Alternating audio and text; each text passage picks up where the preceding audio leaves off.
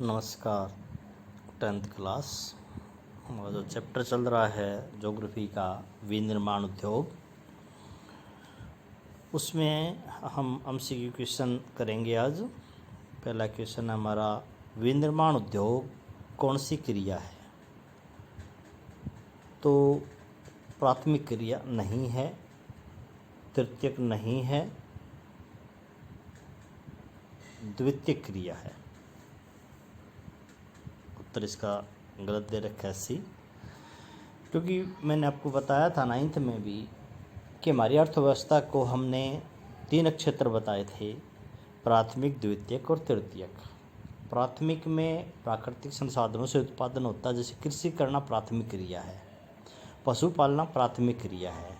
दूसरी क्रिया में मैंने आपको क्या बताया था कि पहले में जो उत्पादन हुआ है उससे और आगे उत्पादन करना, जैसे कपास उत्पादन करना प्राथमिक क्रिया, लेकिन कपास से कपड़े बनाना द्वितीयक क्रिया है।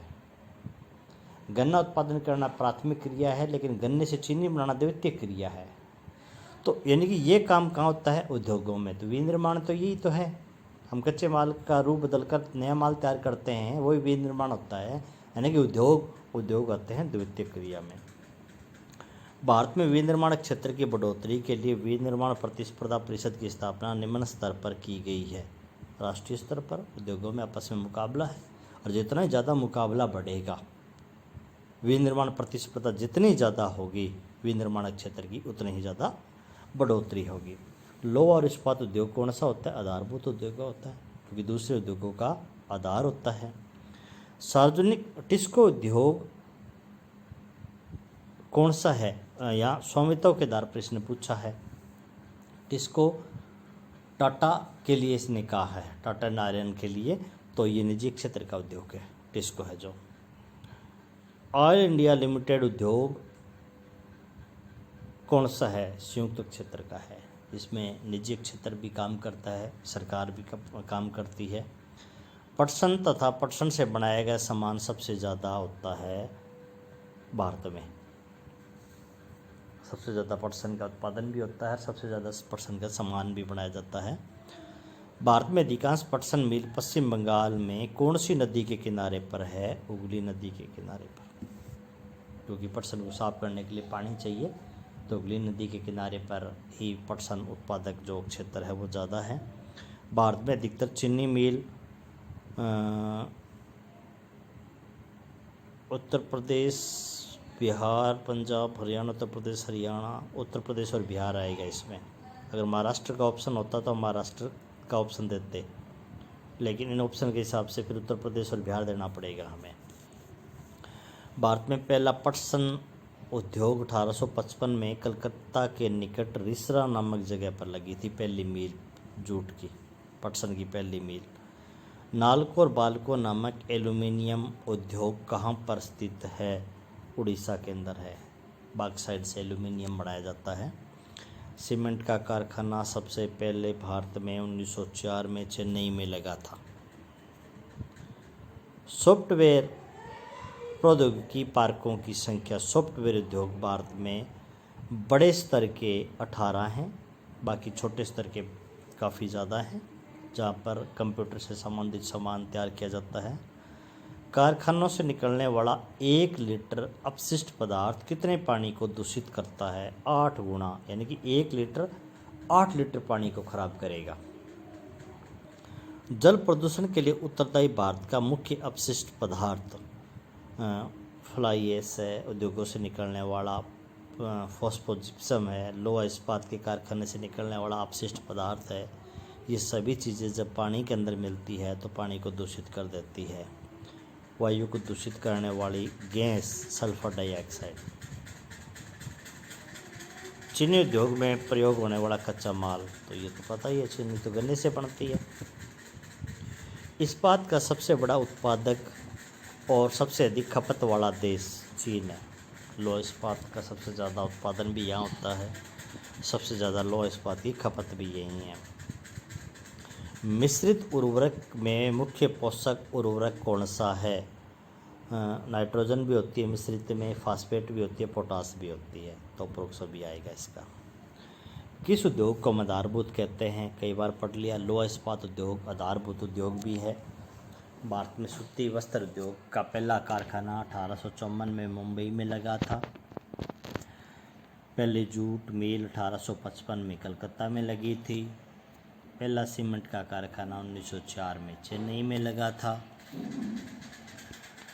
रेल इंजन का कारखाना उत्तर प्रदेश के वाराणसी में रेल के इंजन बनाए जाते हैं, डीजल इंजन।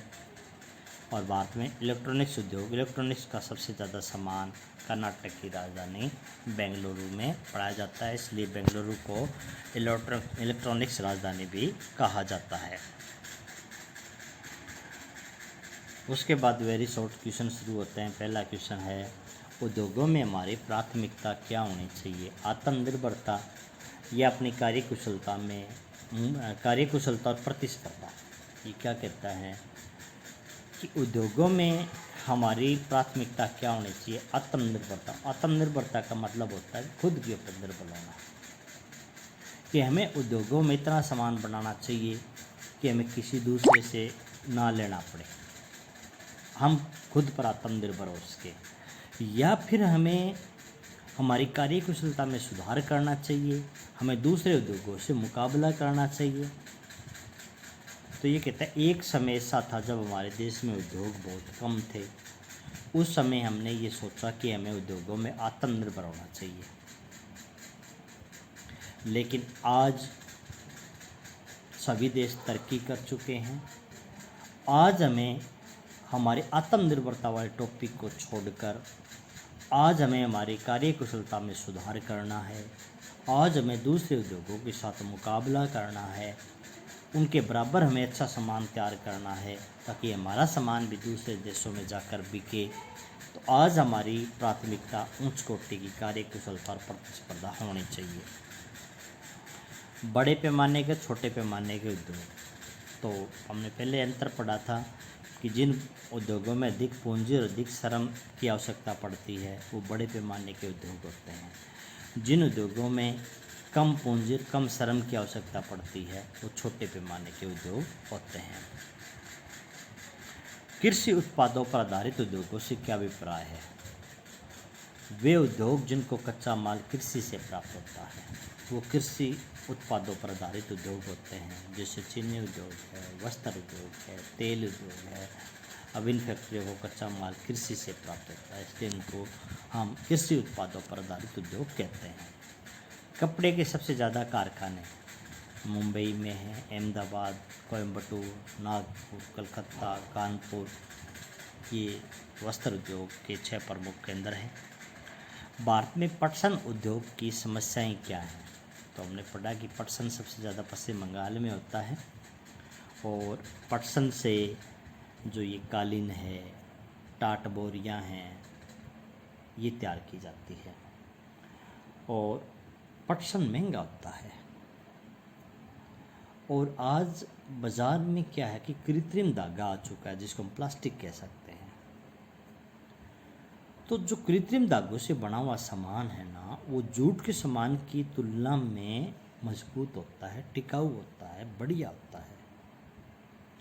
इसलिए जूट से बने सामान की मांग कम है।